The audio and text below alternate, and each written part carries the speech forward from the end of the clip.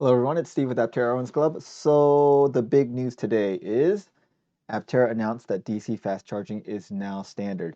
And they have this cheeky little picture of Luna at a supercharging station. So let's go back and review what happened. So this was the launch event, which was on Friday, just a few days ago. And let's listen to what they said exactly at that time. Um, why no fast charging other than level 2? Well, the big reason is we don't think a lot of people will need super fast charging for a vehicle like this that's charged by the sun. But it also adds a lot of complexity to the vehicle to add super fast charging, including the robustness of the battery pack and how much energy you can shove into it very quickly. Okay, so first, the idea was, in a super efficient vehicle, you don't really need fast charging, and a lot of people aren't going to want it. And this seems to make the statement that the battery pack will have a hard time accepting the charge. But we think level 2 charging is plenty for the vast majority of Aptera driving. From an efficiency standpoint, our complexity in the thermal management goes up significantly to facilitate level 3 charging.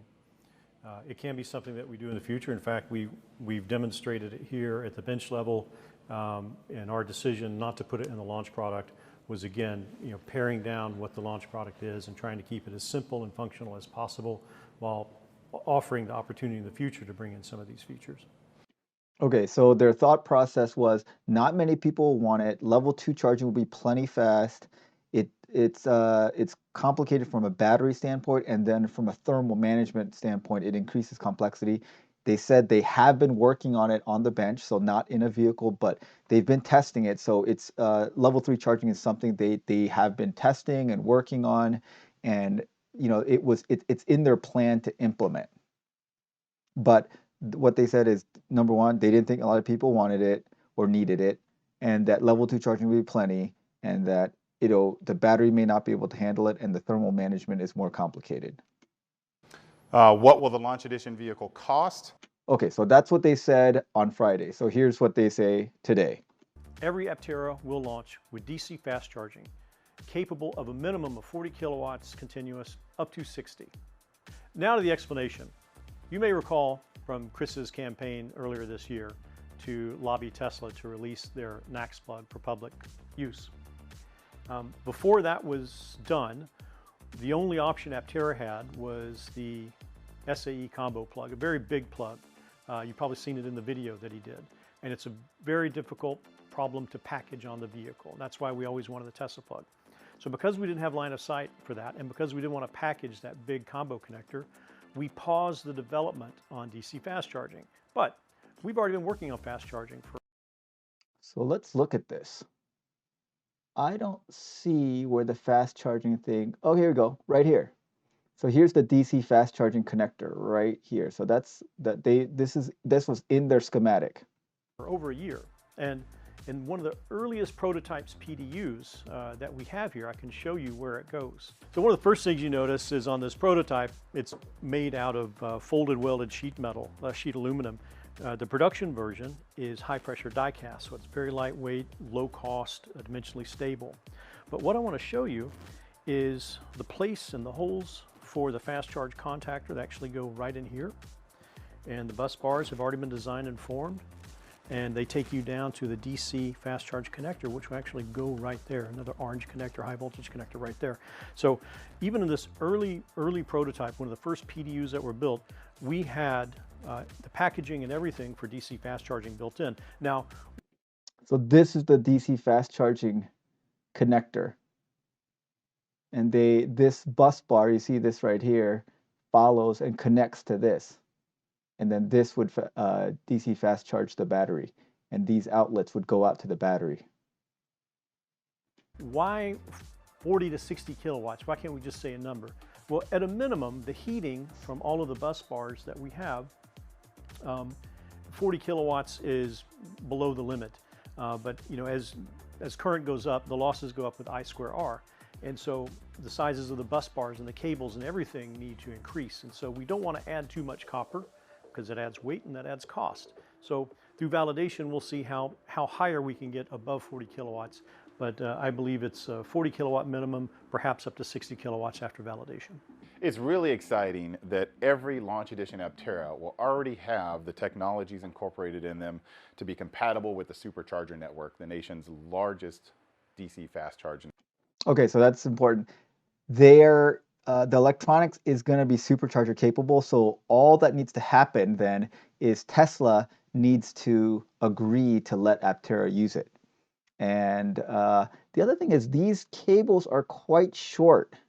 And so I think if you're parking the Aptera, you'd have to park it kind of sort of sideways, diagonally into it, and back up straight into this thing so that you would reach it. Unless they make longer cables. So you would block like 2 of these things if you put your Aptera in there, which would probably upset some people. So what you might want to do is use one of the slots way at the end so that you can go off kilter a little bit and try to use an end one if possible. But again, Tesla has not said that they're giving Aptera access to the supercharger, but electronically, the Aptera can support the supercharger. Now, an important question to know here is, will the DC fast charging that comes on the Launch Edition be capable of connecting to a CCS fast charger using an adapter?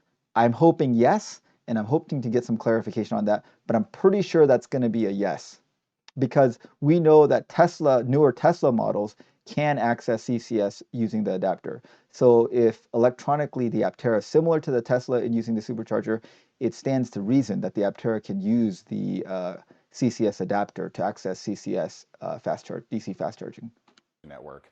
It's really because of the will of our supporters and the 40,000 signatures we got on a petition to the U.S. government to make the Tesla NACS standard a nationwide standard that we now have available a 400 to 600 mile per hour charge for our Launch Edition vehicles.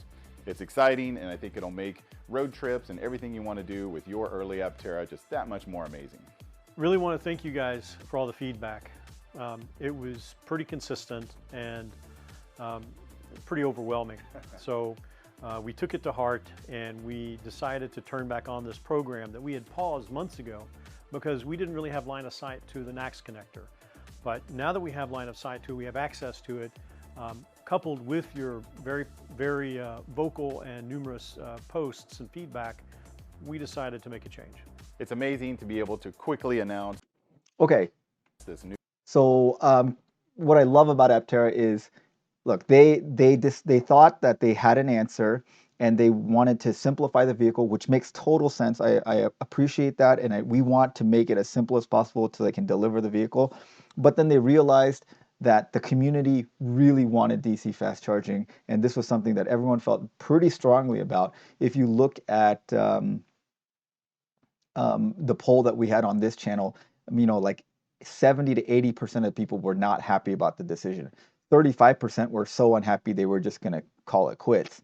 But very few people were happy about the decision. The vast majority of people were unhappy about the decision, and they realized, yes, it adds complexity, yes, it's going to add cost, but yes, it's important to people, and they're going to bring it back online, which is, I think, a testament to how responsive they are as a company to the community, which I applaud them for that.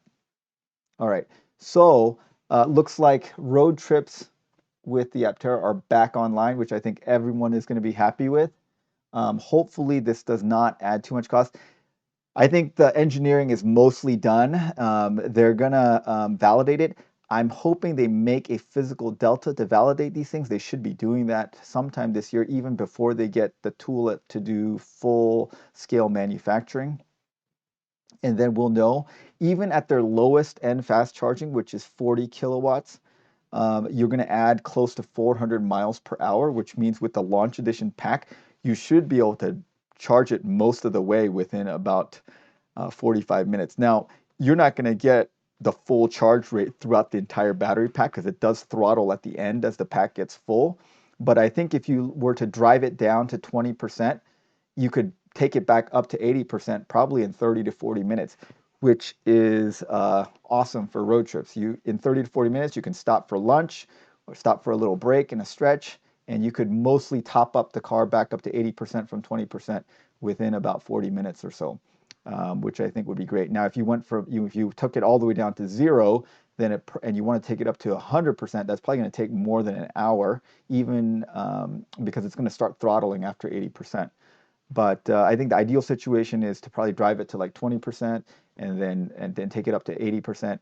And this makes camping and other exploration also much more feasible. So I think everyone will be happy about that. I'm really glad that Aptera listened to us as the community and so quickly changed their mind and decided to re-implement this. So kudos to everyone involved, all the community members that commented on our videos and their video and on the forums, and of course Aptera to respond. Okay, thanks for watching, guys. Thanks to our supporting members, and have a great day, everyone.